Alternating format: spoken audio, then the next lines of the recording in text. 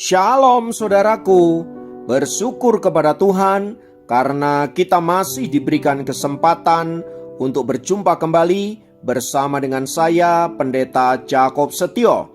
Kali ini masih tetap dalam program Sapa Jemaat. Saya rindu mengajak kita bersaat teduh bersama-sama. Mari kita berdoa. Tuhan, kami rindu firman-Mu akan meneguhkan kami, menguatkan kami, dan menuntun kami supaya sepanjang hari ini menjadi hari yang penuh berkat dan penuh dengan kemenangan. Kami siap diberkati oleh kebenaran firman-Mu.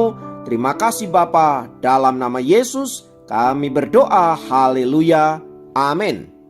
Firman Tuhan kali ini terambil dari 1 Samuel 16 ayat 13. 1 Samuel 16 ayat 13 berkata, Samuel mengambil tabung tanduk yang berisi minyak itu dan mengurapi Daud di tengah-tengah saudara-saudaranya. Sejak hari itu dan seterusnya, berkuasalah roh Tuhan atas Daud. Lalu berangkatlah Samuel menuju Rama. Saudaraku, mari kita membayangkan peristiwa yang terjadi di dalam firman Tuhan di atas. Daud pada waktu itu ada di padang rumput sedang mengembalakan kambing domba. Seperti biasanya, sambil mengembalakan kambing domba, Daud menyanyikan puji-pujian, memainkan musik, dan menciptakan mazmur-mazmur yang baru. Tak pernah terpikirkan bagi dia untuk dipanggil dan diurapi menjadi raja atas Israel. Ini tentu saja bukan prank. Ini adalah peristiwa yang sangat serius, sebab Tuhan sendirilah yang memerintahkan Nabi Samuel untuk mengurapi Daud menjadi raja atas Israel. Namun yang tak pernah dipikirkan oleh Nabi Samuel adalah perawakan Daud. Dari segi penampilan luar, tampaknya Daud bukanlah orang yang tepat untuk menjadi raja atas Israel. Samuel sendiri telah jatuh hati kepada Eliab, kakak Daud, yang secara penampilan gagah perkasa, apalagi Eliab adalah seorang tentara. Sepertinya sangat cocok sekali untuk menjadi seorang raja. Tetapi Tuhan menghendaki hal yang lain. Hati Tuhan condong kepada Daud.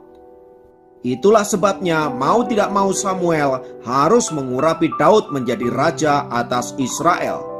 Dan sejak peristiwa pengurapan itu, Daud sesungguhnya telah menjadi raja atas Israel. Namun faktanya, ia memerlukan perjuangan yang tidak mudah untuk menduduki posisi sebagai raja atas Israel itu. Bahkan yang sangat menarik adalah setelah peristiwa pengurapan itu, tidak ada perubahan apa-apa dalam hidup Daud. Keesokan harinya, ia tetap harus mengembalakan kambing domba yang telah dipercayakan kepadanya. 1 Samuel 17 ayat 15. Daud tidak langsung pergi ke istana, tetapi ia pergi ke padang belantara dan kembali melakukan tugas-tugas rutinnya. Perjalanan itu dilalui Daud cukup lama, sampai sebuah peristiwa membawa dia untuk berperang mengalahkan Goliat. Pada titik inilah Tuhan sepertinya ingin memperkenalkan kepada khalayak Israel bahwa raja baru mereka sedang datang. Dan setelah melewati peperangan demi peperangan, melewati perjuangan yang tidak mudah, pada akhirnya ia kemudian menduduki posisi sebagai seorang raja atas Israel. Ini bukanlah pencapaian yang mudah, saudaraku. Mengingat untuk sampai ke titik ini, dia harus berhadapan dengan orang-orang yang menghendaki kematiannya, termasuk mertuanya sendiri, Raja Saul. Menghadapi situasi yang demikian, saudaraku, Daud bisa saja protes kepada Tuhan. Bukankah Tuhan sendiri yang memilih dia dan mengurapi dia untuk menjadi raja atas Israel? Tetapi mengapa hidupnya mengalami berbagai-bagai pergumulan, masa-masa yang berat, masa-masa yang sulit, bahkan berkali-kali ia hendak mati terbunuh? Tetapi yang luar biasa dan patut kita contoh dari kehidupan Daud adalah ia menerima semua itu sebagai cara Allah untuk membentuk dirinya, mempersiapkan dirinya menjadi raja yang besar, raja yang siap untuk menerima tanggung jawab yang besar pula. Tampaknya Daud sadar betul bahwa semua peristiwa yang terjadi dan ia alami itu adalah cara Allah untuk membawa dia dan mempersiapkan dia menjadi raja yang besar itu. Itu artinya setiap peristiwa dirancang oleh Allah guna membawa dia naik ke level yang telah ditetapkan oleh Allah. Pada titik inilah saudaraku, kita perlu belajar apa itu artinya menerima janji Tuhan, mempercayai janji Tuhan dan setia menjalani proses sehingga janji Tuhan itu dikenapi di dalam hidup kita.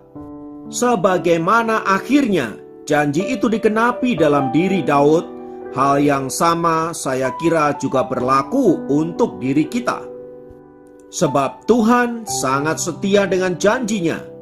Namun yang menjadi pertanyaan adalah, apakah kita juga seorang pribadi yang setia dalam menjalani proses yang Tuhan izinkan untuk kita alami, sampai pada waktunya genap kita memperoleh janji itu.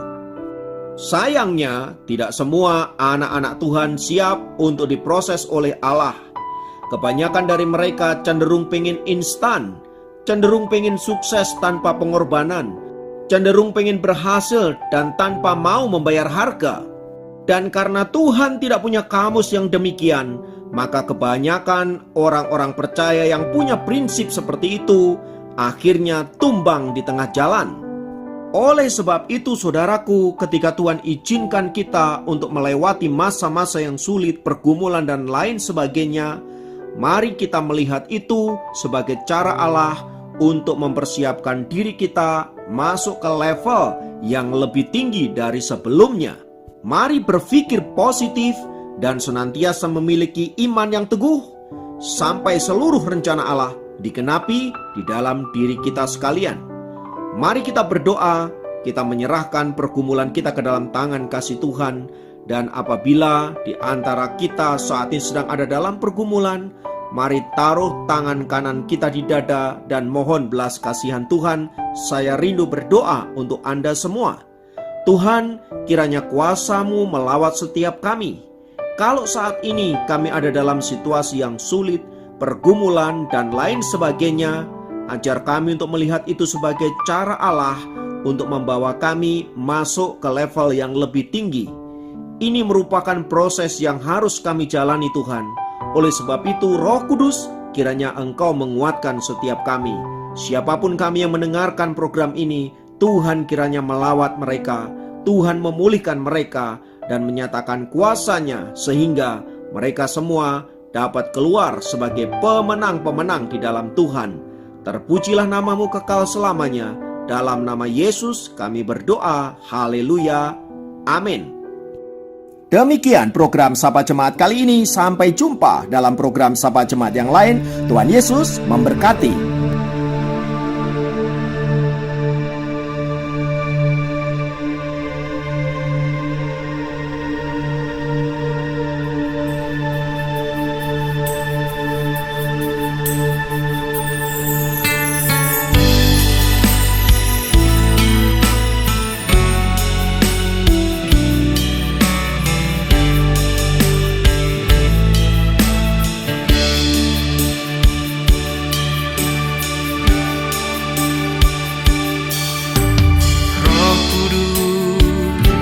penuhiku, jamahlah urapiku, kuatkan dan teguhkan, mengiring akan Yesus. Meskipun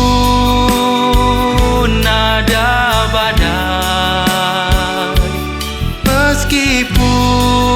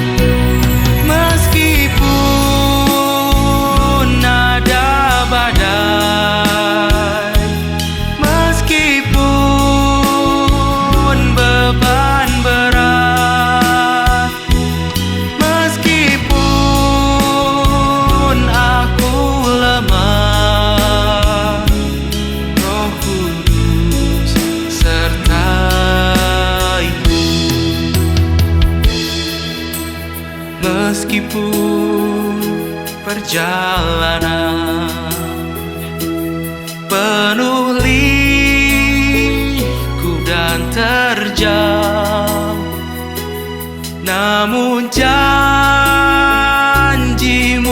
Tuhan sertaku selamanya, sertaku selamanya.